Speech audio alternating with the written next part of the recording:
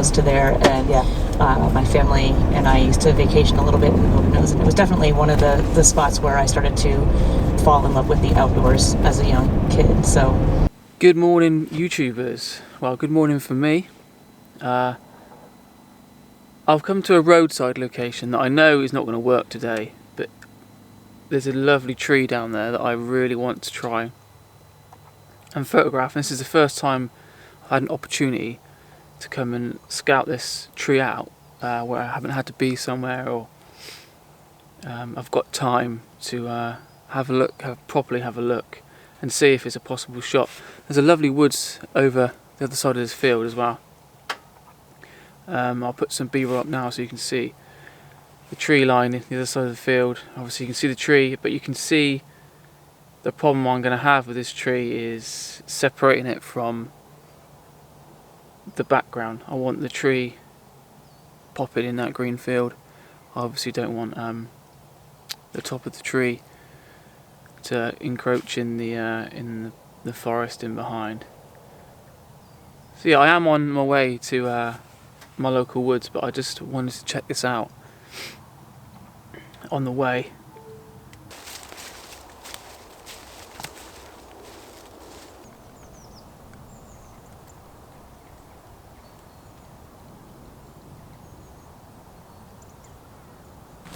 Just look at these trees. Absolutely gorgeous. This woods offers so much for shooting opportunities. There's so many things to shoot, so many characters in this woods. The only downside to it is it's so vast.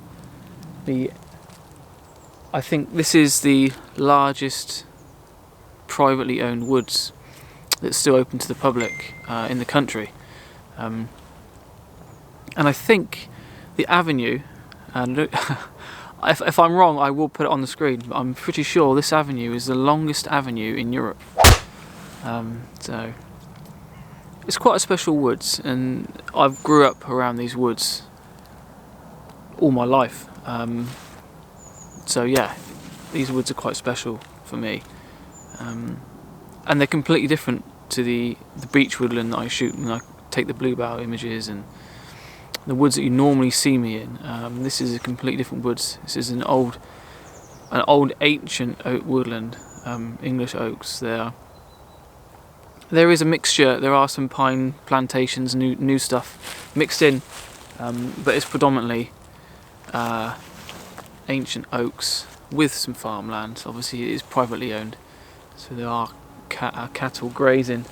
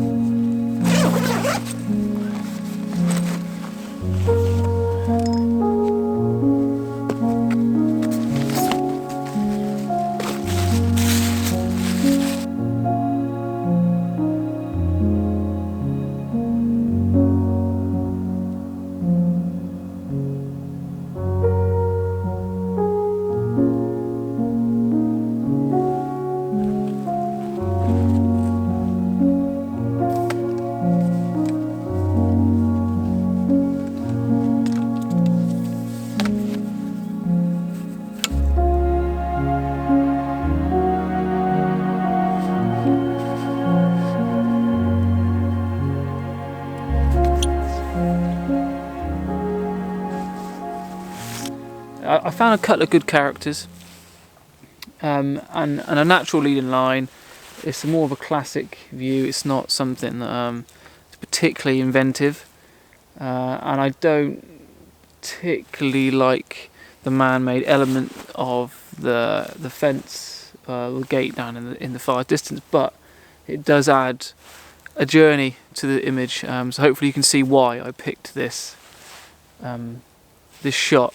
The tree on the left is just riddled with character, and there's a couple of trees in the midground which is a slightly paler tone, so the one in the front does stand out.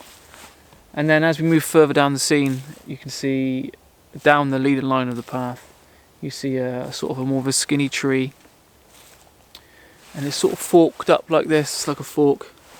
And there is a little bit of light hitting it, ambient light, I would say, not directional sort of light. And then it's sort of naturally hazy, and the contrast falls off dramatically down towards the gate. So there is a journey. There is a little bit of atmosphere right down the end. Although obviously the camera that you're looking at probably won't pick it up on the B-roll. But there is something here. I think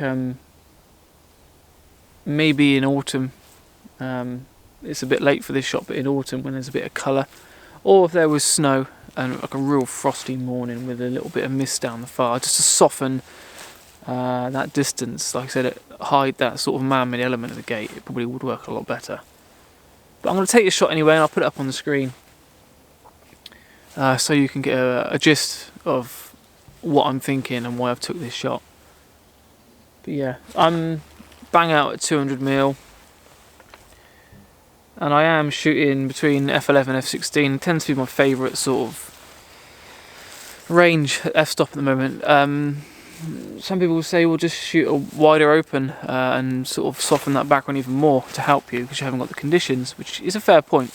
I don't particularly like out of focus backgrounds. It's not my thing, and I tend to always try and get things sharp that I want to be sharp. And a shot like this, where you've got a leading line and a story of the eye travelling right through the image, I think it's important that, to me, it's important that there is sharpness through that image, so the eye can journey through, it doesn't get lost into a mush. If there's something down there to look at, I would like the eye to be able to see it. So yeah, we're shooting around a fifth of a second. It's very calm, very still. I'm not worried at all about movement, and my subjects are quite far away, so nothing to worry about. So yeah, I'm going to continue my walk, see if I find anything else. I might even go in a bit tighter and take a close-up shot of the tree down in the far distance. But yeah, it's a good exercise in the mind anyway. Yeah, we'll leave it there, shall we? So this is a beautiful composition. What I've done is I've moved closer, or further away from I was before, but closer to my far distance of this shot. So I'm working my way into the scene. And that's something that I always try and the way I approach photography in this instance is never to just rush, work the scene and refine the initial idea that you had. So now I am introducing some sky, which does bother me, but I think it's controllable because it's so flat. This would be an incredible shot with some atmosphere, well, more atmosphere than I've got now. There isn't a lot of atmosphere going down there, but there is something I think I can bring out with a bit of an artistic license, maybe, shall we say. This is not going to be a shot for my portfolio, it's going to be something I really want to build on maybe in the future. So I'm around f16 now because I haven't got depth of field issues so much, because I'm not including the far distance. I could probably go down to sort of f9, which I do now, and then that gives me a shutter speed of around a 15th of a second. I have got a little bit of colour, a little bit of foliage, the last little bits of autumn showing on this tree down on the right, which I've used to frame my image up on the right, and then I've got that same forked tree arcing over the top of the scene. I've cut the foreground out completely, and now I'm just refining it ever so slightly. You can see the path way off in the distance. The trouble I've got is, do I include that path still? I think I'm going to. Well, I'm going to take both anyway. I'm going to include the path still, and then I'm going to take a shot with cropping out the path as well. So yeah, all in all, not bad 10 minutes of walking. So let's have a look at this shot now. These are my settings for people that are interested. I know some of you are, some of you ain't. You can see this tree here see the bits of colour we've got kicking about on this tree. This tree is beautiful as well. It's got so much character and grittiness to it, and it really pops. That's going to stand out really nicely on this image. As you can see, I've included the path, not all of it around here. I've really cropped it off, just showing a little bit of that base of that tree there. And then this is the fork that I was on about here. And this is the sky that I have been concerned about. But I don't think particularly that I'm that worried about it at this moment in time. And then what I'll do then is I will just see if I can show you in real time. The photo camera's going to go, isn't it?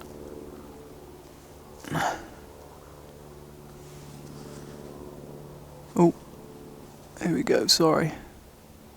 It's hard to...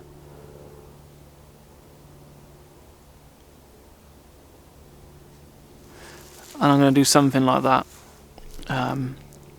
which is eliminating the path. And I know I've got increasing more sky. Because the further I move back, it's harder for me to increase. It's harder for me to get rid of that foreground. The problem I have when I move close, like I have now, I obviously I close that gap between that fork tree and the sky. I don't really want to do that, so I think this is kind of like a happy medium. I feel like this is a happy medium, and it gives me two options to shoot with minimal sky and more foreground, but minimal foreground and vice versa.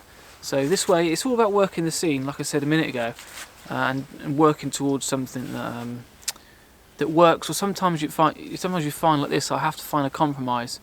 The only way really to get around this is if I shoot further back and I splash more cash and get a longer lens, or I could use the teleconverter, I must admit. But teleconverter does sacrifice a little bit of sharpness, I've found, with this lens, 2x teleconverter. I do tend to get softer corners a little bit, which I don't really like. I'm a landscape photographer at the end of the day, and like I've expressed earlier in this piece to camera, that I want to try and maintain sharpness where I feel like I want to personally. It's all personal. I'm not telling you what to do, I'm telling you what I do. So yeah. So anyway, yeah, I'm happy with the images. I quite like the way these are looking.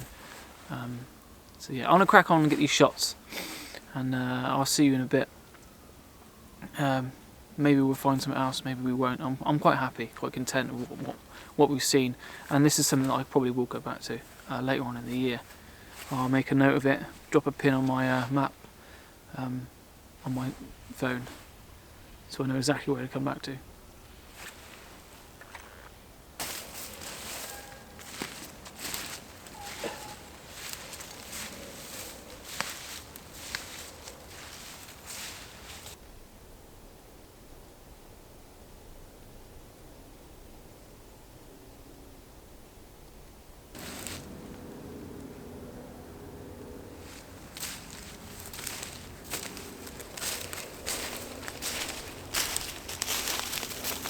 Wow, what a collection of ancient oaks we've got here. This one here is particularly good, and there's a couple here over my shoulder which are absolutely stunning, but very hard to photograph. They are gorgeous trees and deserve more time spent with them, I think. It's very hard to compose a shot in these conditions, although we've got nice flats, so you haven't got to deal with harsh highlights. But at the same time, they don't have a lot of life. The images don't have any life, any atmosphere. Which atmosphere brings? It brings life, brings another emotion to an image rather than just a composition. So yeah, these trees deserve more time dedicated to getting something better of them. I think there's really is something here that I can come back to. This little section of woods is very, very fruitful, I think. So what I think I'm going to do is end the video here. So I just want to say massive thank you to everyone who supported me in 2021, and look forward to everything that's going on in 2022. Brand collaborations, Vallerret, three-legged thing, you know, things are really looking up, and yeah, it's just exciting to be a photographer and have this on my doorstep. So thank you so much for watching. I hope you enjoyed. I hope you will enjoy the images that I'll show you now. And once again, if you are interested in a woodland workshop, then photoninjaphotography.com, go to my workshop page and we'll book you in, and I'll take you to some of these good spots and hopefully we can get some good images and improve your photography. And I can learn as well. I enjoy the one-to-ones or a small group. Everyone's always learning, so if you are a bit intimidated, please don't be. It's, you know, we can do a full-on workshop or more of a photography walk. It's entirely up to you. I tailor each one to the person and what their needs are. So once again, thank you so much for watching, and I will see you next week. Ciao.